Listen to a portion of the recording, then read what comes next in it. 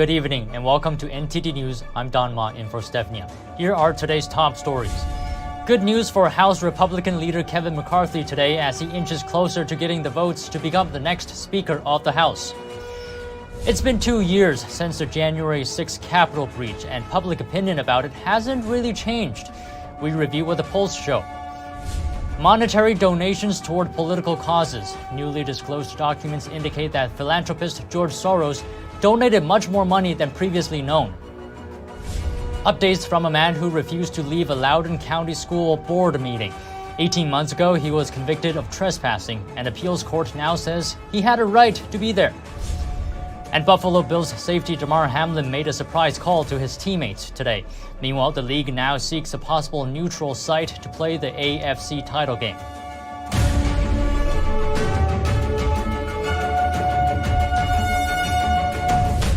Kevin McCarthy is inching his way closer to holding the Speaker's gavel for the 118th Congress.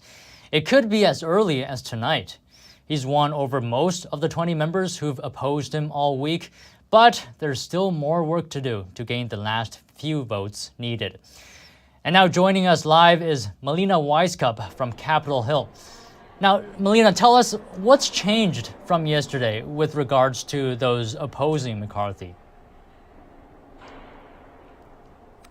Hi, Don. Yeah, so it seems like a lot has changed since last night. One of the most important, of course, being that for the first time this week, Leader McCarthy has gained more votes than the Democrat nominee, Hakeem Jeffries. So all week, McCarthy has been sitting at around 200 votes, not budging much past that. And just this morning, during that first round of voting today, around 15 members who were opposing McCarthy all week flipped and threw their support behind him. A similar result we saw after that second round of voting today, and right after that second round, McCarthy came out with confidence that he will secure the gavel just hours from now. Here's a look at what he said. I think you saw we made some very good progress. We'll come back tonight, and I believe at that time we'll have the votes. Well, caving to the far right is getting the bill 72 hours in advance. The far right is having single subject bills and germaneness. The far right is having amendments on the floor and being able to, when bills come up, offer amendments. I mean, that's not far right, that's common sense.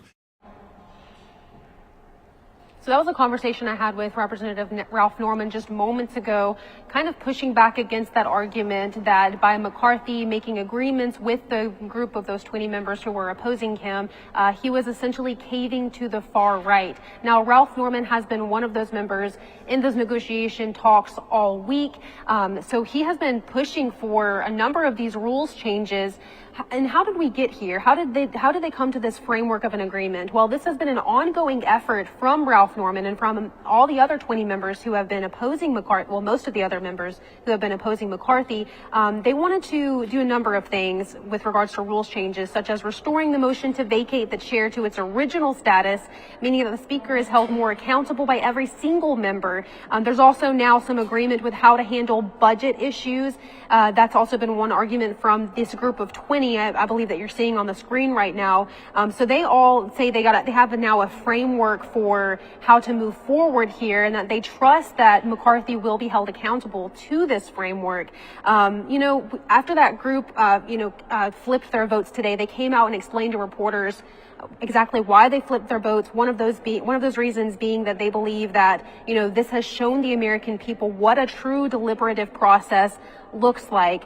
And other members who were constantly supporting McCarthy throughout this whole week also said that they actually support the efforts from these 20 members and they support these rules changes. We haven't heard any negative speak from Republicans who have been supporting McCarthy all week. So that's something very interesting. They all said they believe that the Republican Party will be better off for it after it's all over. So as for where we are right now, the House has adjourned until 10 p.m.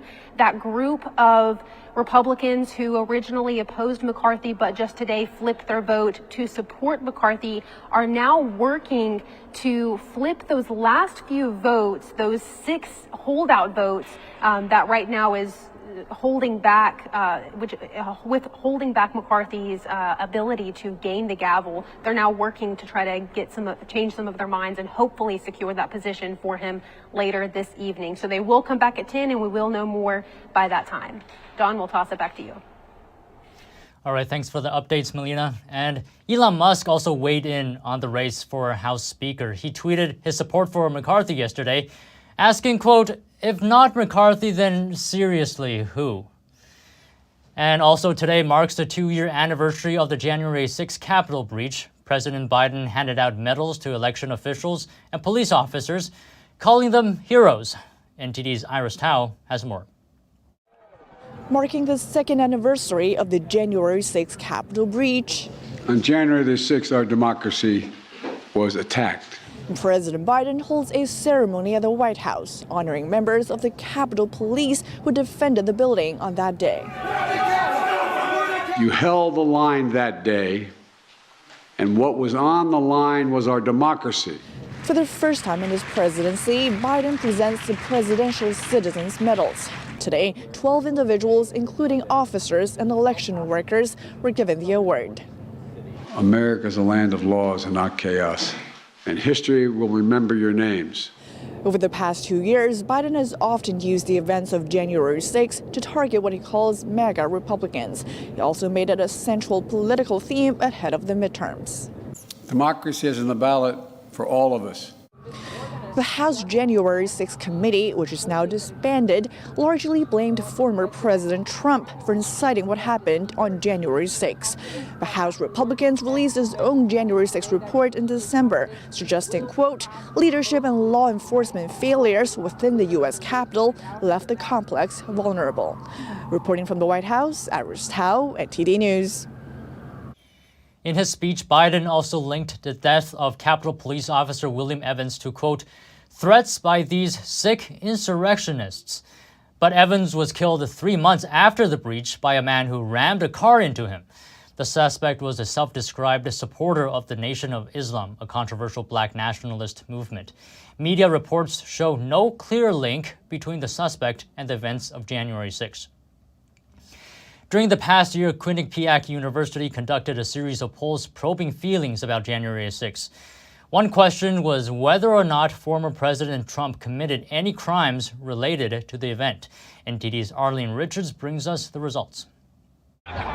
It's been 2 years since the controversial Capitol breach played out on Americans' TV screens on January 6th, and Americans are still divided on whether or not former President Trump committed a crime. Think tank Brookings recently compiled results of a series of Quinnipiac polls that asked, how much responsibility does Donald Trump bear for January 6th? The university conducted 3 polls in January, June, and December of 2022. In January, 43% of those polled believed Trump had a lot to do with the incident, with 18% saying he had some responsibility and 36% saying not much or none. The results barely changed in December as the January 6th hearings were winding down. In June, when the committee launched its first public hearing, 25% of those polled said Trump had no responsibility for the breach, up from 20% in January. By December, that number dropped to 21%. Many expected the hearings would change public opinion, but the polls show Americans remain divided along party lines on this issue. Americans are also divided on how serious the incident was. In January 2022, 50% said the incident was an attack on democracy, while 44% said it's time to move on. The numbers were about the same in December at 54% and 41%. Since December, the committee has ended its investigation and published an 845-page report that blames Trump for the Capitol breach. Meanwhile, Trump's legal woes continue to mount. On Thursday, the estate of Brian Sicknick, a Capitol Police officer who died after responding to the breach, sued Trump and 2 others for their alleged roles in encouraging it. The lawsuit also alleges a conspiracy, negligence, and assault. Arlene Richards, NTD News. But despite that, former President Trump sounded a note of optimism today, writing on Truth Social, quote, good things will be soon happening for the Republican Party, and 2024 will be a monster, in a good way, of course. Newly disclosed tax documents indicate that billionaire George Soros donated much more money to political causes than previously thought. The records say his contributions amount to over $500 million, with some donations from his nonprofit going to so-called election reform groups. Philanthropist George Soros donated $170 million to Democratic candidates and campaigns during the 2022 midterms. Now CNBC says it's obtained tax filings showing that he also quietly donated around $200 million to advocacy organizations, ballot initiatives, and like-minded charities in 2021. Soros allegedly made these contributions through the Open Society Policy Center, an organization he funds. That organization allegedly donated another $138 million to advocacy groups and causes in 2020. The newly disclosed amounts would bring his total donations to political causes since January 2020 to around $500 million. Some donations from the Open Society Policy Center went to a group called the 1630 Fund. This group's president says it aims to fight back against an extremist right-wing agenda and election deniers who threaten our democracy. Donations also went to similar groups like Fair Fight Action, which was founded to fight alleged voter suppression. Reporting by Arian Pastar, NTD News.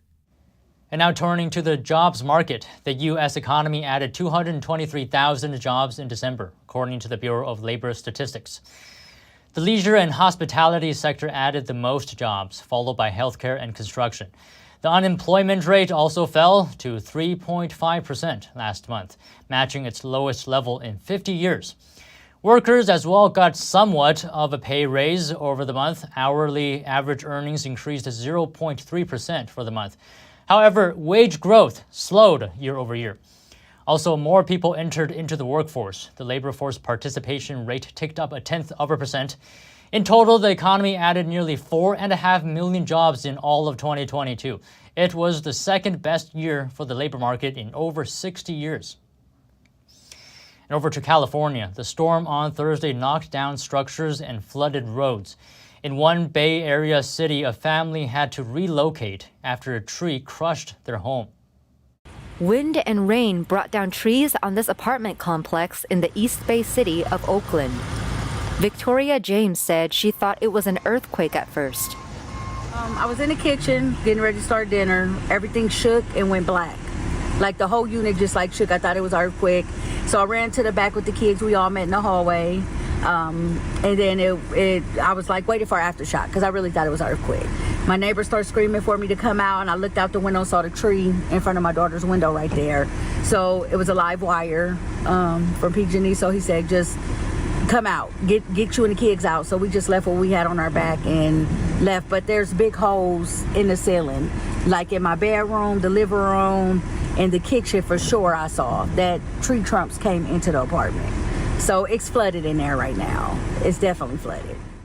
Officials had ordered evacuations in high-risk coastal areas Wednesday and warned residents to hunker down at home in anticipation of flooded roads, toppled trees, and other risks.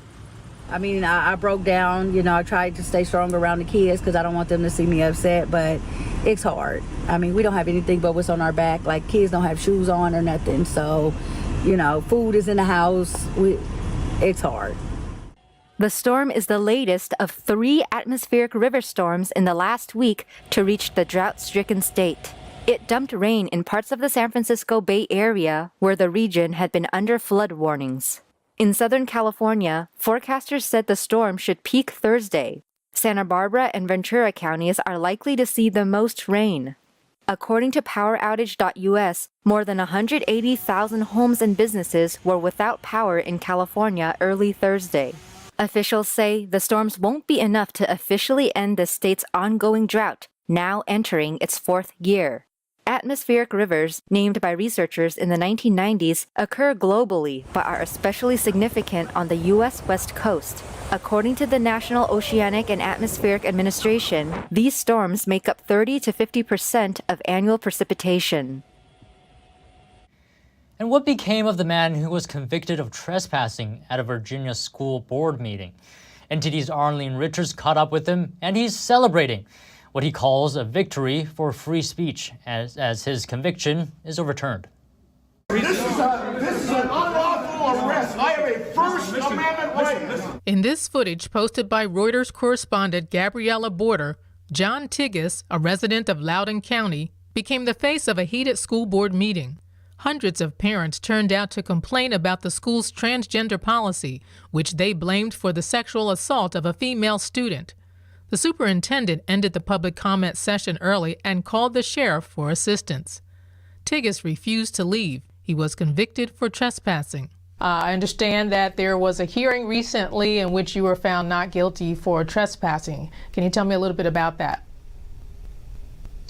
Yes, so I was found not guilty for trespassing at a public school board meeting. And it's a misdemeanor, it may not seem like a big deal, but it was a big deal for the First Amendment and a big deal for people here locally who felt like they'd been squashed by the school board, by the sheriff, by the county Commonwealth attorney, and really by government in general. He appealed the conviction and said the case revolved around three things. One, whether or not I was there in good faith. Two, did the superintendent have the authority to clear the room? And then lastly, was the First Amendment itself at stake? Was it a squashing of the First Amendment? An appellate judge overruled decisions by two prior judges and said Tigges had a right to speak and assemble. Sheriff Scott Chapman's office told NTD in an email that the earlier conviction indicates that his deputies acted appropriately, but added, "I believe in the criminal justice system and respect the decision of the judge." In December 2022, the county superintendent, Scott Ziegler, was fired after a special grand jury report said he lied about a rape committed by a transgender student. But Tigges said the last 18 months haven't been easy. He says he was put on a watch list and branded as a terrorist. Just completely out of the blue. I was accused of not masking in between bites while eating a sandwich. And they hauled me off the airplane. The Portland police officers pulled me aside, and I had to fight a $14,000 fine for 6 months. In October 2021, Attorney General Merrick Garland called for the FBI to address threats of violence against school personnel, calling it domestic terrorism. Tigges said parents are more afraid to speak up, but he's committed to serving his community. We encourage that now. Friendships, family, and our faith as the bedrock of everything else. Out of that, freedom flows. Arlene Richards, NTD News. And now over to sports news. Here's NTD's Dave Martin with today's top stories. Thank you, Dawn. Good news from the NFL today as Bills safety Damar Hamlin is now breathing on his own and is able to talk again after having his breathing tube removed, according to his agent. Hamlin even made a surprise appearance in a team meeting via video conference Friday morning, according to head coach Sean McDermott. McDermott said he kept it a secret from the team, only announcing he had a special treat in store for them.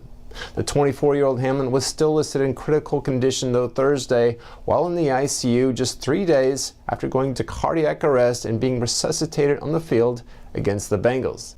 The NFL has since announced that they will not resume the game and will instead have a neutral site for the AFC Championship game if the seeding of the teams playing was affected by the canceled game.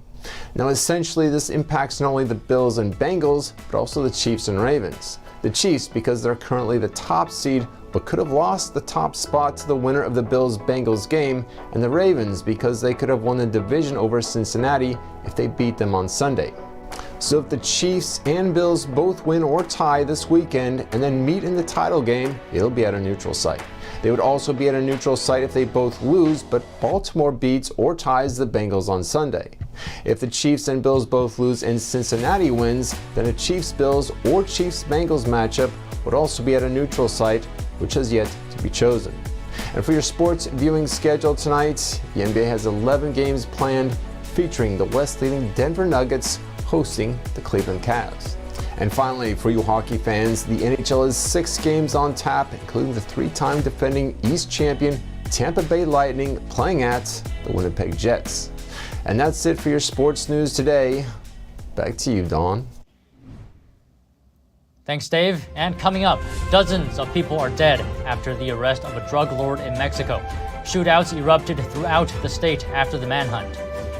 And fighting continues in Ukraine after the start of a proposed ceasefire. The ceasefire was declared by Moscow but rejected by Kyiv. That and more after this short break.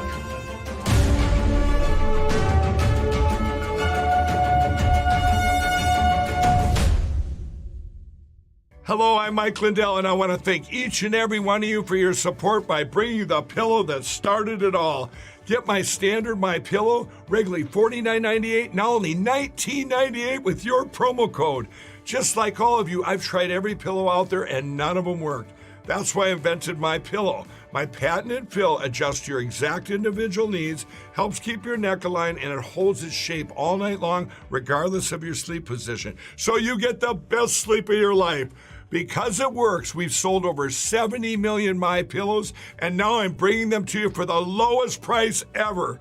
Go to MyPillow.com or call the number on your screen. Use your promo code, and you'll get my standard My Pillow for only $19.98. For a more custom fit, my Premium Queen for only $27.98. Or my Premium King, only $34.98. My 60-day money-back guarantees it'll be the most comfortable pillow you'll ever own.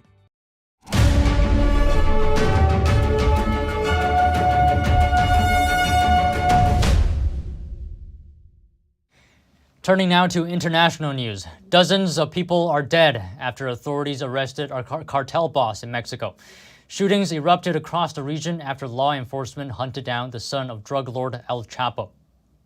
A wave of violence swept through northern Mexico on Thursday after law enforcement arrested Ovidio Guzman, a key figure of the Sinaloa cartel and son of drug baron Joaquin Guzman, known as El Chapo. Security forces clashed with cartel gunmen. At least 29 people have reportedly died, 10 police officers and 19 suspected gang members. Witness video showed vehicles on fire and passengers on a commercial flight diving for cover as gunshots rang out at the city's international airport. Here you can see passengers kneeling between seats as the plane still was on the airport's runway. A passenger said flight attendants announced that the plane had been shot at. The U.S. State Department on Thursday advised people not to travel to the state of Sinaloa, which is where the violence took place. For those Americans who are in Sinaloa, we strongly encourage them to monitor local news, to follow emergency instructions provided by local authorities. Ovidio Guzman emerged as a leader in the Sinaloa cartel after his father's arrest in 2016. The Sinaloa cartel is one of the world's foremost narcotics groups. His capture comes ahead of President Biden's visit to Mexico next week. It isn't clear if Ovidio will be extradited to the United States like his father, who is serving a life sentence at one of the most secure U.S. federal prisons. An artillery fire could be heard from the front line in Ukraine after the official start of a unilateral ceasefire declared by Moscow. Kyiv had rejected the ceasefire as a ploy.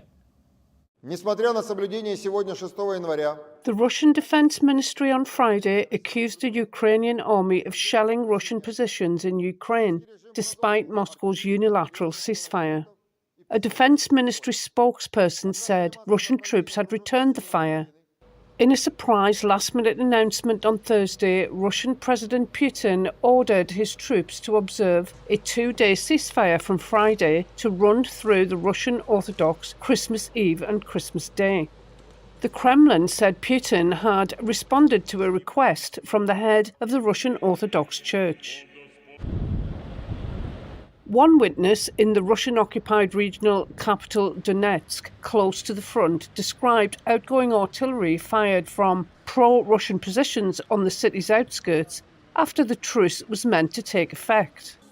In the western Ukrainian city of Lviv, these children, dressed up as carol singers, sought shelter following a post-ceasefire air alert. Before the deadline early on Friday, Russian shelling killed one rescue worker and injured 4 others in the southern Ukrainian city of Kherson. That's according to the regional governor. Reuters could not immediately verify this claim. President Volodymyr Zelensky has rejected the truce as a ploy for Russia to buy time. They now want to use Christmas as a cover, albeit briefly, to stop the advances of our boys in Donbas and bring equipment, ammunition, and mobilize troops closer to our positions. He said there could be no truce until Russia withdraws its troops from occupied land. Meanwhile, Germany is ramping up military support for Kiev. Berlin said it would deliver around 40 tanks to Ukraine before the end of March. It follows similar pledges by the United States and France. The move marks another notable shift forward in Germany's weapons deliveries to Ukraine, and followed a phone call between Chancellor Olaf Scholz and US President Joe Biden. Scholz has sometimes hesitated before supplying powerful weapons for fear of risking direct conflict with Russia. Berlin also said a Patriot anti-aircraft missile system from army stocks will also be delivered to Ukraine in the first quarter. And that's all for today's news. Thanks for tuning in. I'm Damar. Good night.